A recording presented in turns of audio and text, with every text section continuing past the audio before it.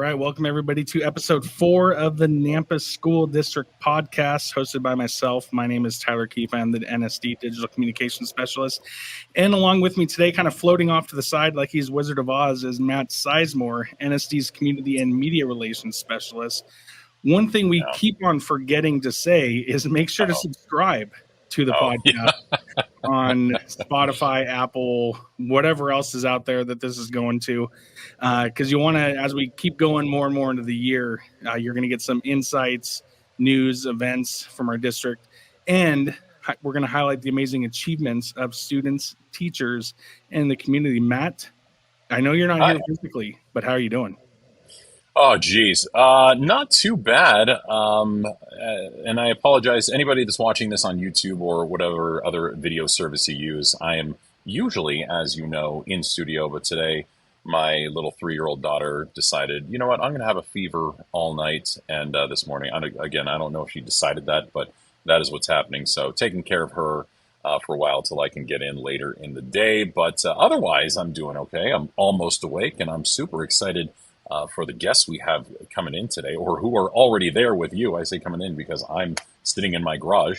That's fun. But of course, we want to welcome in the 3 lovely ladies that, Tyler, you have the pleasure of getting to hang out with. That would be Dr. and or Coach Kelly Rich, the cheer coach for Nampa High. Welcome in, Dr. or Coach Rich.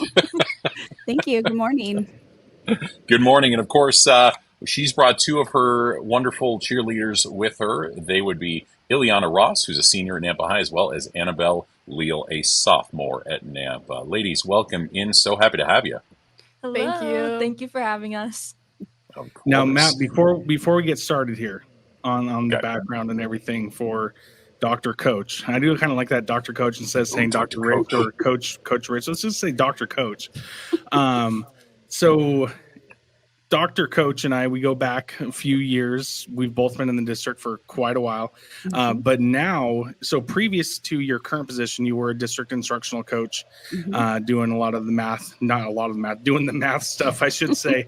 But now you're back in the classroom. So kind of going into the background before Matt gets into his other fun stuff, kind of give us your brief elevator speech of your career with NSD. Sure. So I started at Willow Creek Elementary, teaching kindergarten. And then I obtained my doctoral degree and decided that I wanted to help teachers build capacity in mathematics. And so I joined the team here at the district office on the CNI team and worked for 6 years to help establish just a culture of teachers coming together and learning how best to teach mathematics to elementary kids so that we can help them be successful in the classroom.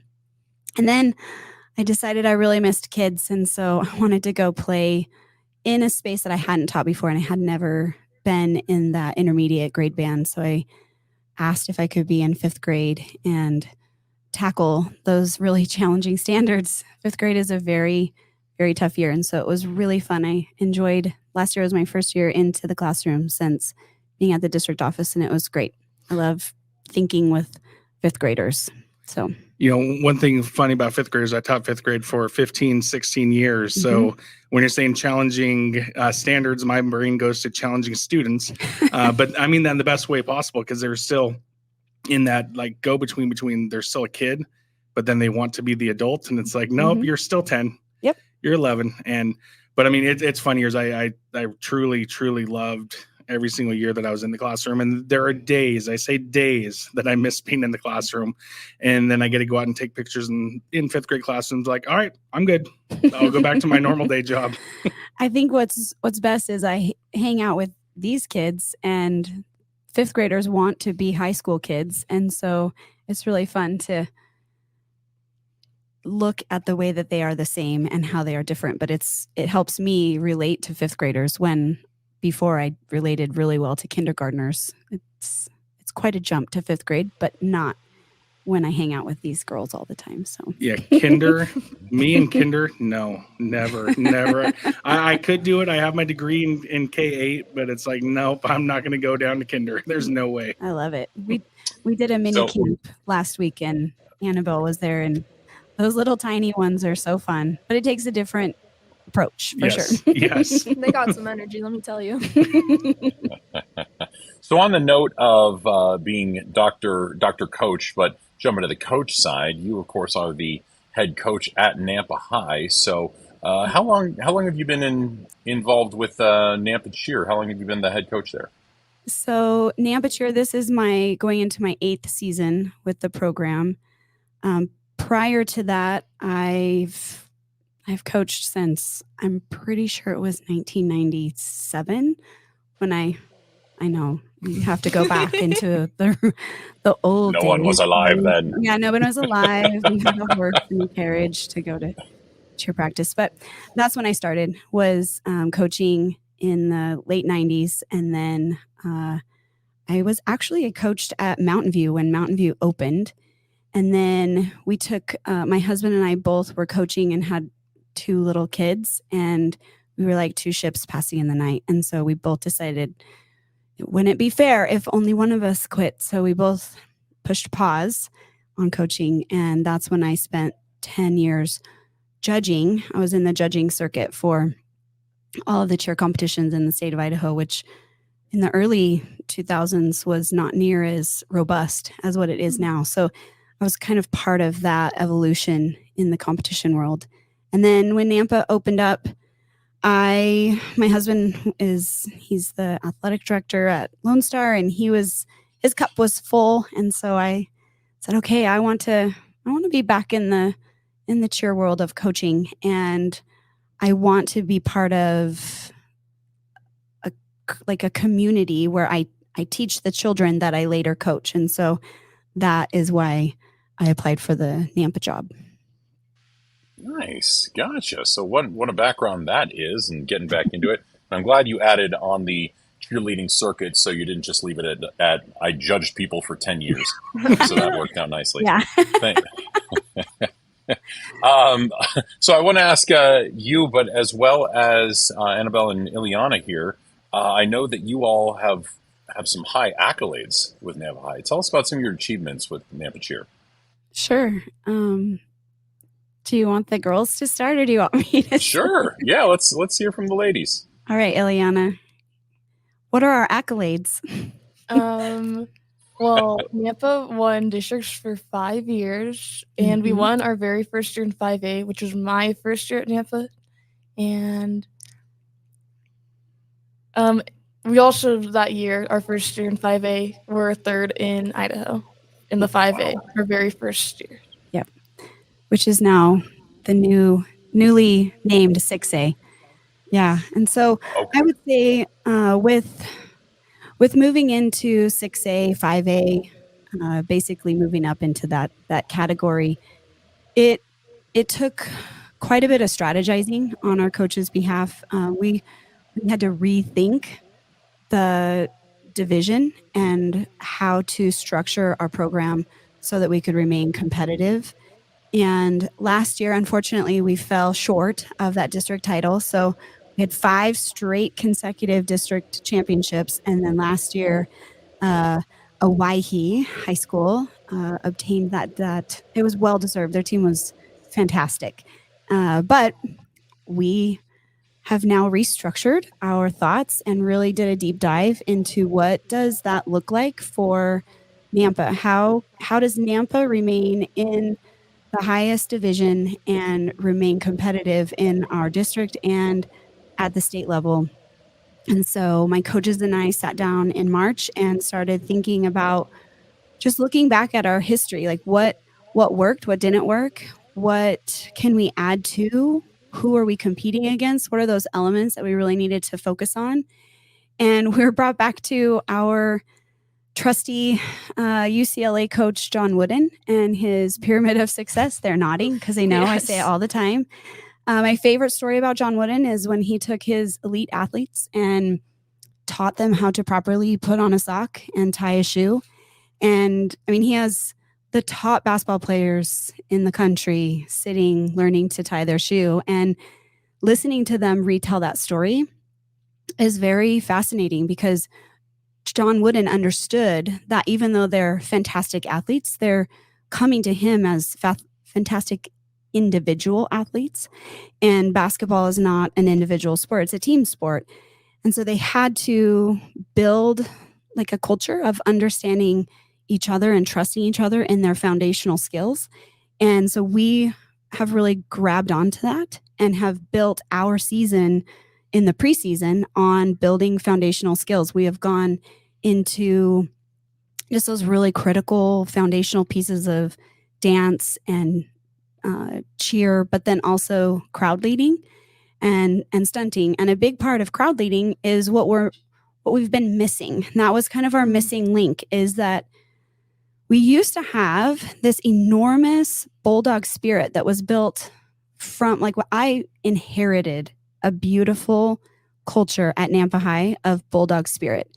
And over the course of the years, given COVID and just a lot of different things that impacted our kids, we lost that generation to some degree that understood what it meant to have bulldog spirit. And so part of that is to build that within our own team and building the trust and levels of cooperation that it takes when you are learning to do those foundational skills together. You notice that I can trust you because I've watched you build the same skills that I've built. So when it's time to put those skills into work and have high level execution, we've built a team.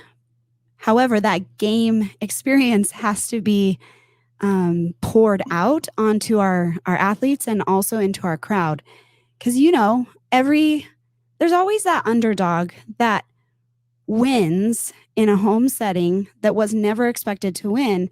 And a huge part of that is, A, they probably have fantastic foundational skills, and B, you have a great home experience where their crowd is electric. And that is what we hope to bring back to Nampa, because when you feel that electricity in the stadium, it transmits to all the athletes on the field. And so what I want our kids to start recognizing this fall is that electrifying feeling of bulldog spirit, so that then they can take that when we go to our individual competitions. We have an amazing following. Like our parents and our fans come, even when they're alumni parents, they're friends of, it's not just cheerleader parents sitting in the stands. It is a huge group of Nampa fans. And so we want to take that and spread it across our community so that we can truly bring that back. And I think that's going to help give us that edge this year. Well, one thing you mentioned being at home and Friday nights. I mean, it's fantastic. I love Friday nights. I'm looking so forward to it. Matt, you have not got to experience Friday Night Lights here in Nampa yet. But one thing in my position where I get to go to all three high schools, it's different at each school in a different way, and not in a bad way by any means. Columbia's building their school spirit still. They're the newest of the three high schools. Yeah. Skyview has some, but it's just a different atmosphere over there. It's electric. It's just different. And then Nampa, it's like, holy cow, this is something way different than the other three, right? Or the other two, excuse me. But I still remember, I believe it was 2 years ago now, I was on the sidelines, one of the first Friday nights, and you're like, hey, the girls are going to do something, I don't know what it's called, where they just go way high in the air. And I'm like, okay. And I get this picture where I think it's like 20 feet in the air. Maybe it's like 10. I don't know. But I'm just like, holy cow. And I didn't realize it until I got home and I was editing the pictures. I'm like, that's awesome. It was very iconic. And yeah.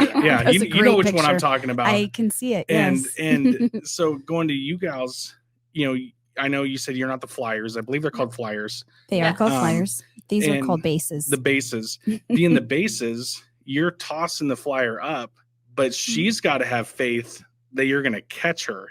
Yeah.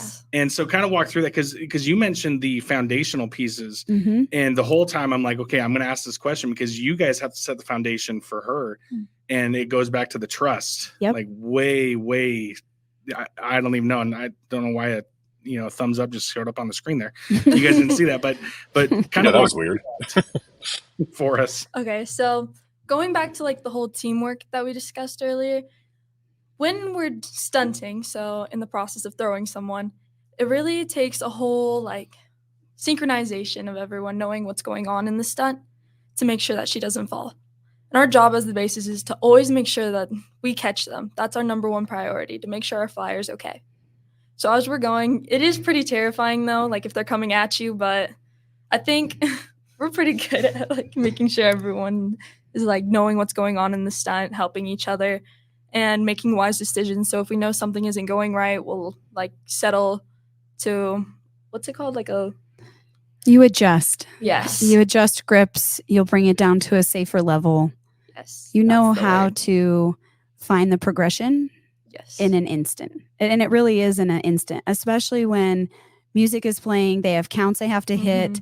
And there's certain times where they're not just holding a foot, they're throwing a foot. They're throwing a girl to go to another set of catchers. Yes. Um, Because everyone relies on each other, and there's parts in our routines where we do like a pyramid. So it's when multiple stunts happen and we're all having to be connected. So if something goes wrong in one of them, like Coach said, we have to think like instantly how we can fix it so that we don't mess up the rest of the sequence. your backup plan. Yes. That's what we call them. Okay, what's your backup plan? And we'll spend time later in the season once we have those sequences put together where we'll say, let's pretend this one doesn't go. What's your backup plan? Right? And so they actually practice what to do if there's a failure somewhere in that sequence so that it's still safe and smooth. And a lot of times we can fake it to where people don't notice. I tell them all the time, the crowd doesn't know unless you let them know.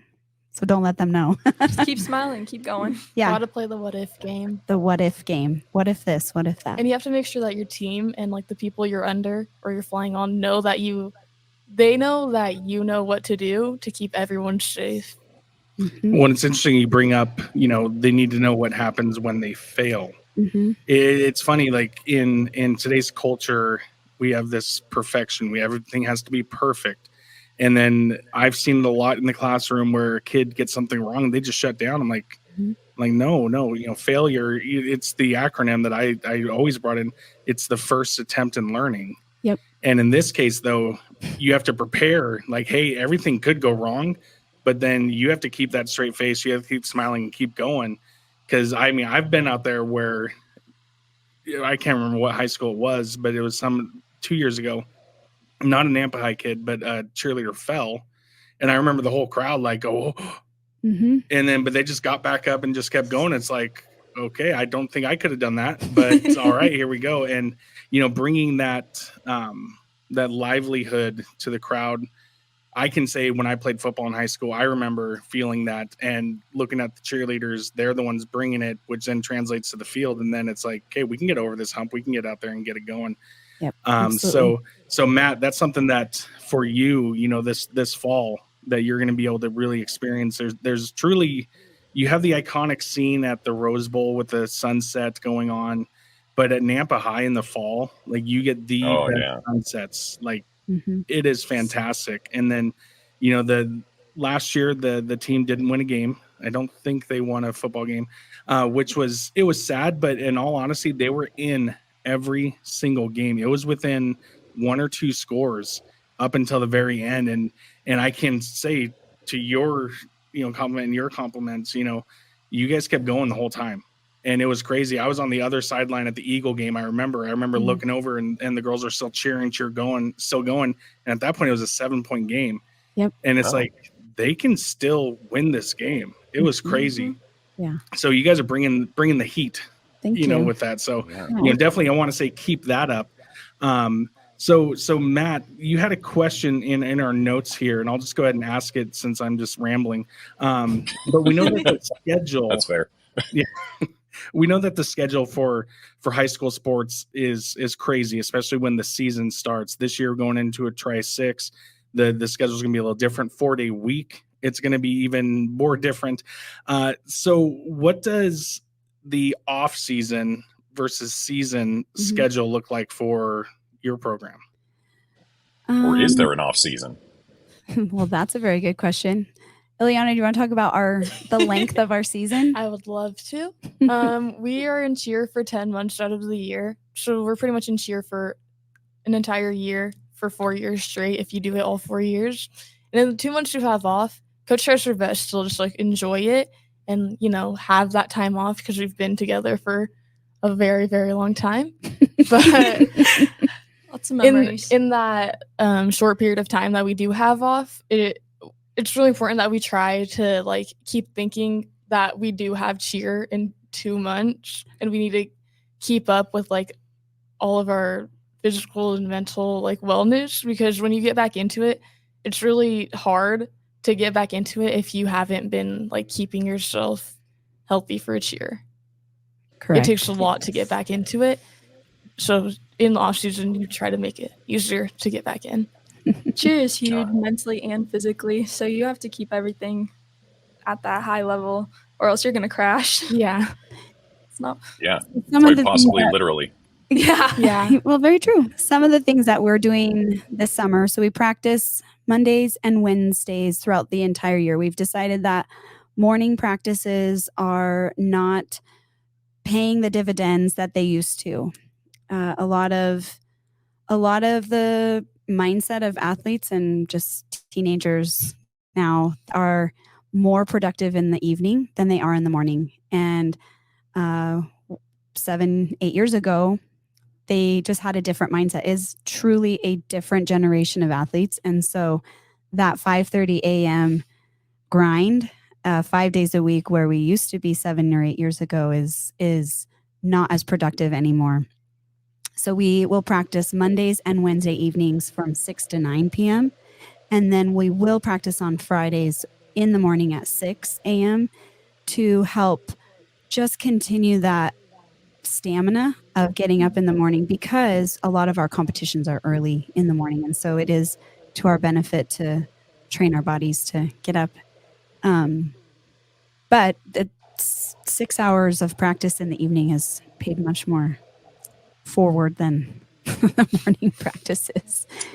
So that training that you're asking about in pre-training, I'm trying to just build their endurance through the summer and into the early parts of the fall, with our focus mainly on those foundational pieces, and then building routines that help bring the heat, like you said, Tyler, to our football games, so that we can put something out there that helps electrify the stadium. So, and then in late summer, early September, that's when we'll begin working on our competition routines, and our focus shifts from how to build that spirit in the stadium into how do we continue to build that into ourselves, because that is where it's not golf. It is a team sport, and we all have to work together and build that together. So I'm going to ask one last question here, Matt, before you get into yours. I know that there have been some athletes that have gone from your team to the next level. Yeah. I know one recently, I cannot remember his name, but I believe he's still cheering. Mm-hmm. Can you kind of talk to what's next for any of the athletes once they graduate from Nampa High? Yeah, absolutely.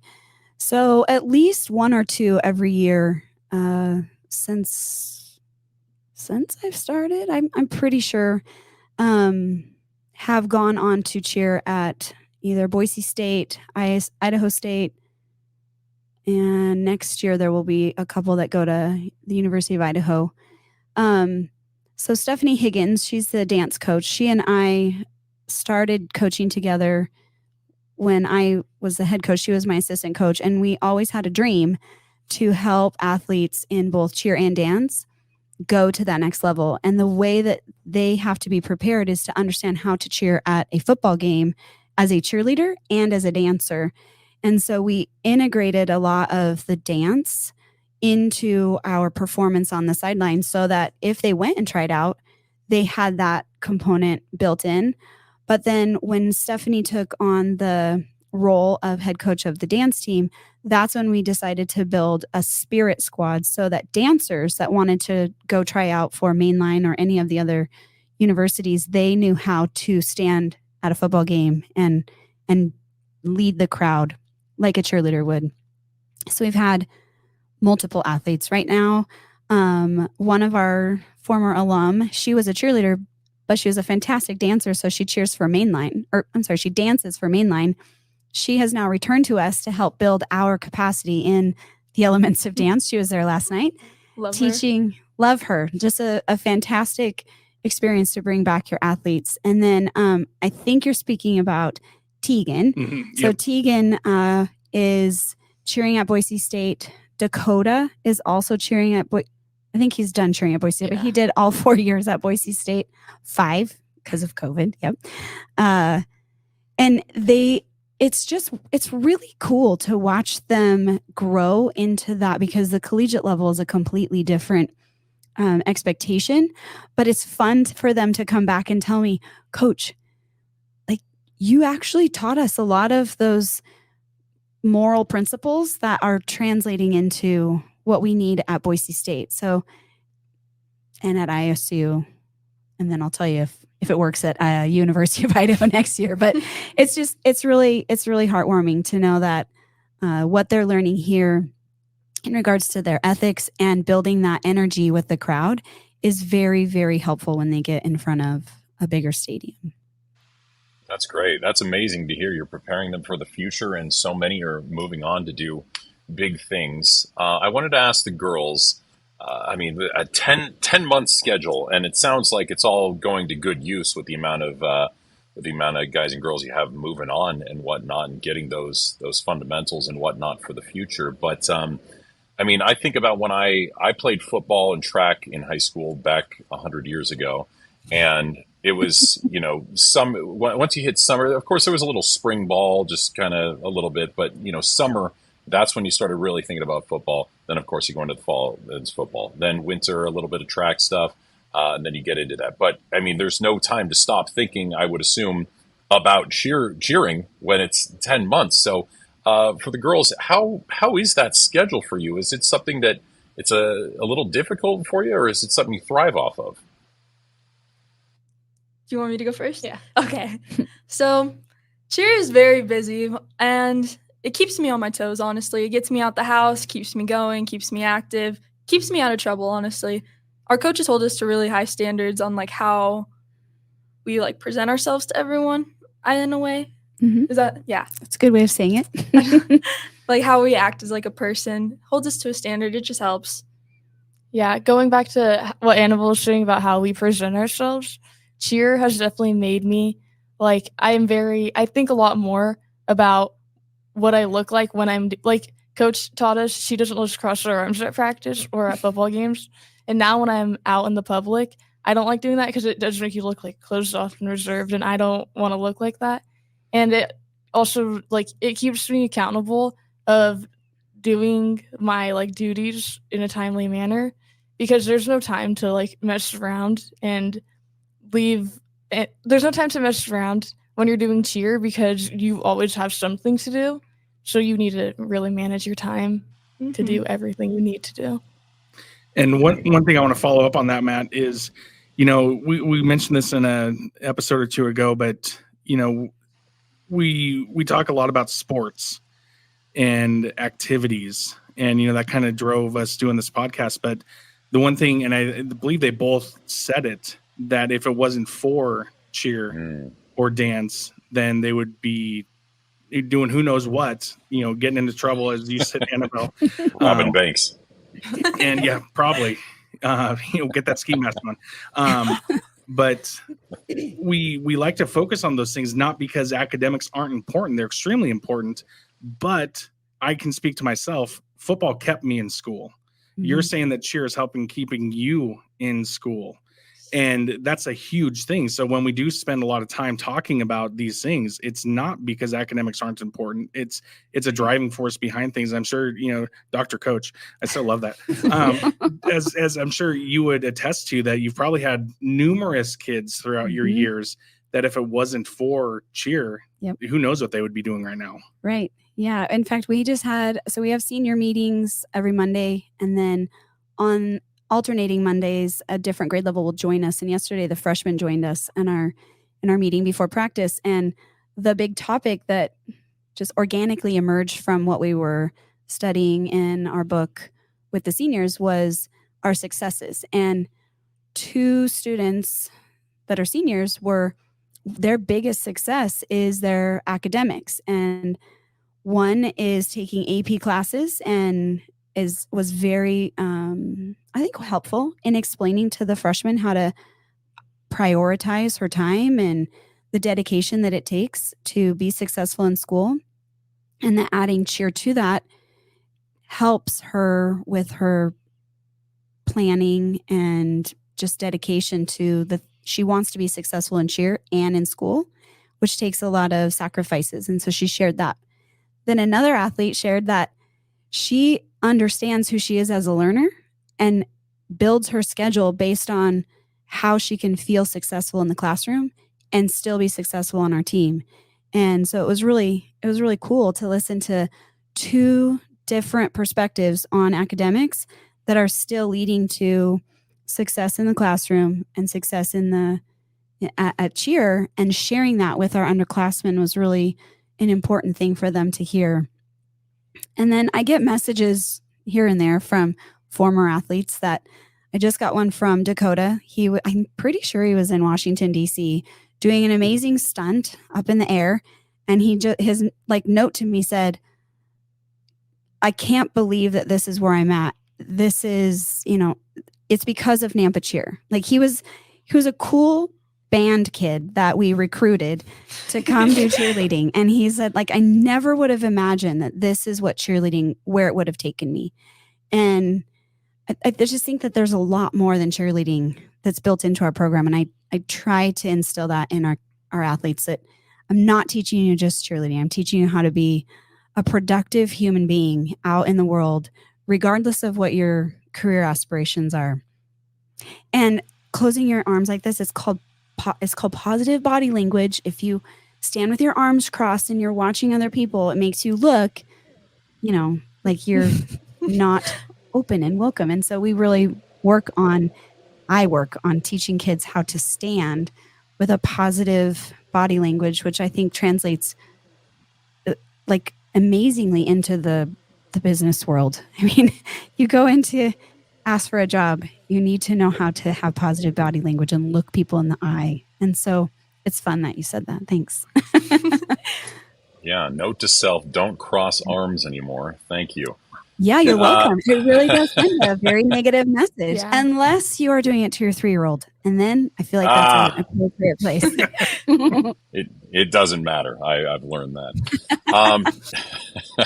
So, that's just, incredibly motivational. There is nothing like, outside of course, being raised with wonderful parents who love and care for you, having a coach or coaches that are going to be there to mentor and do those kind of things like you're doing with them. So that's just so great to hear. And we're looking to wrap this up. So of course, with everything you've said, with all the accolades that have been going on with Nampa High's cheer team, I guess the big question, where's the public going to be able to see you next? I would assume sometime when school starts. Yeah. Friday Night Lights, that will be our first debut. Mm-hmm. We also have, we put on mini camps for our elementary school kids.